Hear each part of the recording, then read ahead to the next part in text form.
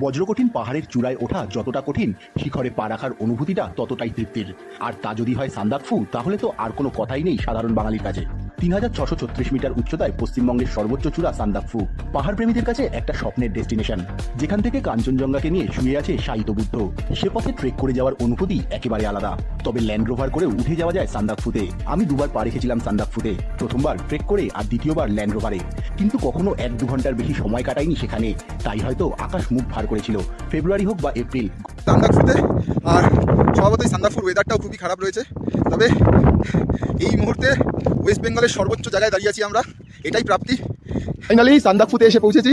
Weather আবার সেই ভালো নেই। সান্দাকফুতে ট্রেকার হাট ছাড়া রয়েছে বেশ কিছু থাকার জায়গা, যার মধ্যে সবথেকে জনপ্রিয় সানরাইজ হোটেল। আর এই সানরাইজের চূড়া থেকেই সকালবেলায় কাঞ্চনজঙ্ঘার রঙের খেলা দারুণভাবে দেখতে পাওয়া যায়। আকাশ পরিষ্কার থাকলে সান্দাকফু থেকে কাঞ্চনজঙ্ঘার মনোরম দৃশ্য মন ভরিয়ে দেবে। সারা জীবন মনের স্মৃতি কোঠায় সেই স্মৃতি অমলিন থেকে যায়।